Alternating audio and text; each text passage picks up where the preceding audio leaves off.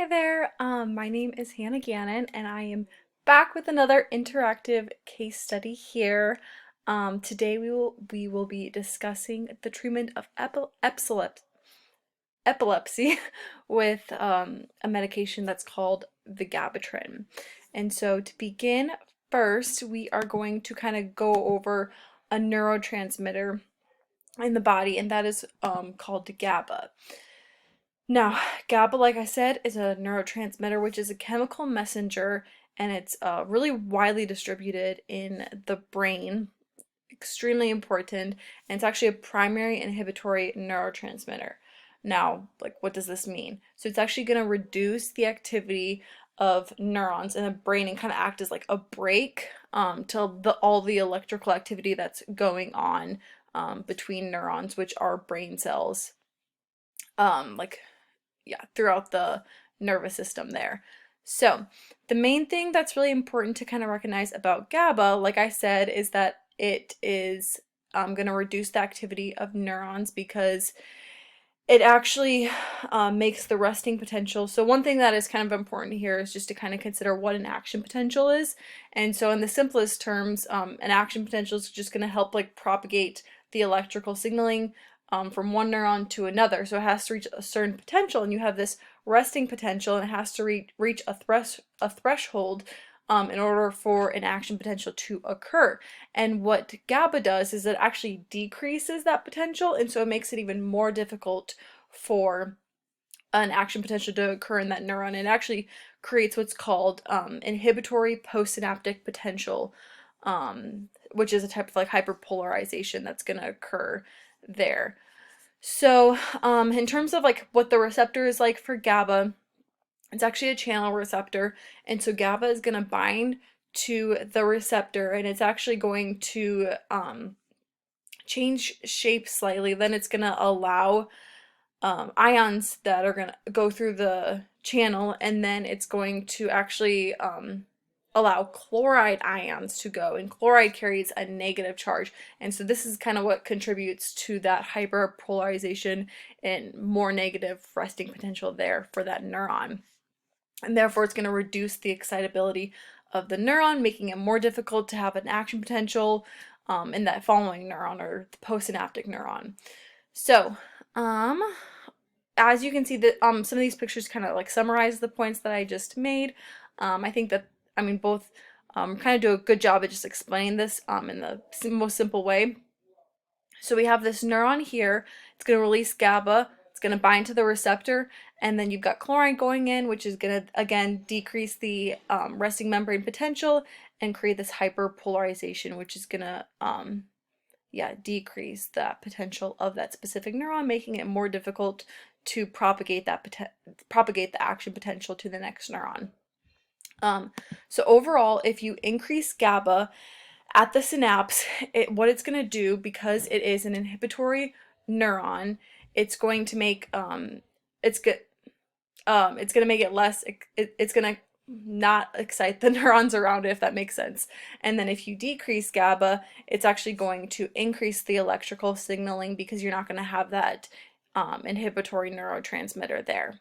And so this is something that's really important to consider, especially with seizures, because as we'll get into a little bit later, seizures, one of the main kind of causes is just like all this electrical activity that's going on in the brain that's not really controlled, and so GABA is really useful in inhibiting that and helping to prevent that as well. So furthermore, we're just going to kind of dive in more so into, seizures and what we can do as a treatment method, which is going to be with Vigabatrin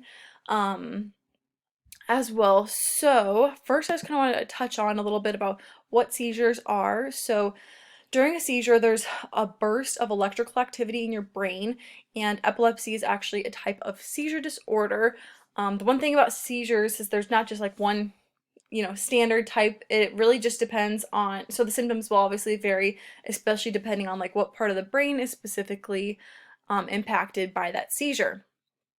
Now, one thing to really consider when looking at, how we can use medications is considering particular enzymes and how they work, especially with how they affect the level of GABA in the brain.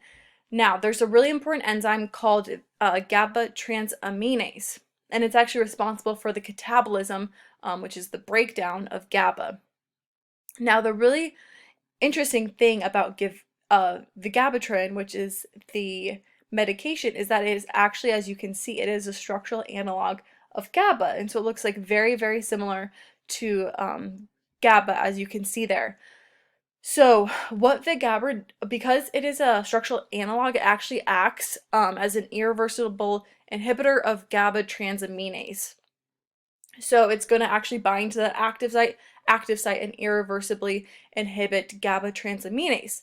Now, because GABA transaminase is responsible for, the breakdown of GABA, because it's inhibited, it's not able to do its job, and therefore the levels of GABA are going to increase in the brain, and therefore there's going to be less electrical activity, therefore the seizure activity and severity is going to decrease once you're able to use vigabatrin.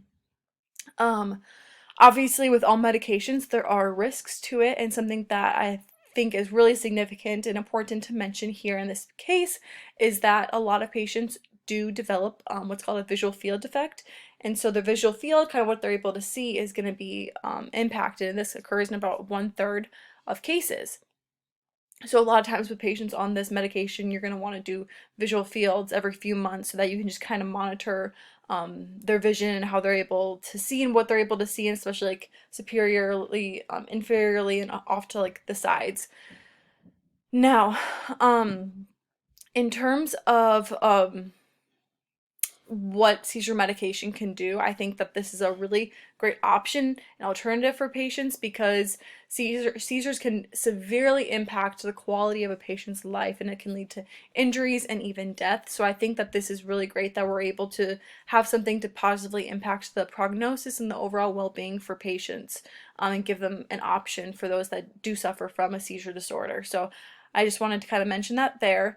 Now I'm going to go a little bit more so into the structure and actually show you the bound structure of the Gabatrin, and then just emphasize the mechanism and how it works in the active site of Gaba transaminase. So I will show you that here. And before I do that, I did just want to show you what the structure of the Gabatrin looks like, just to kind of emphasize this so you can kind of look at it. I think it's a little bit easier sometimes to look at it when it's not bound before, so you kind of have an idea of what you're looking for. So that's the Gabatrin. And then, so this is going to be the structure of it here. And then if I zoom out, we've got the enzyme.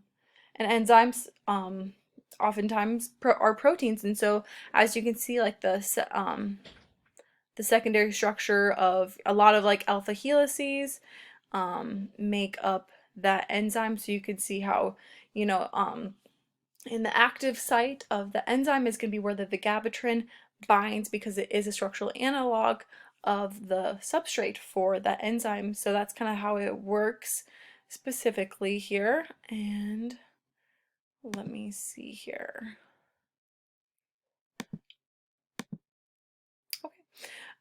So before I wrap things up, I just kind of wanted to emphasize how this all works and just give you a little synopsis of everything. So like I said, vigabatrin is a structural analog of GABA, which is an inhibitory neurotransmitter in the brain.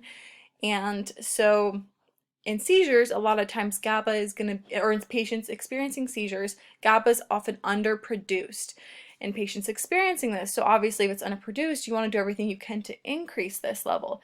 And what the Gabatrin does is it acts as an inhibitor to the enzyme that breaks down GABA.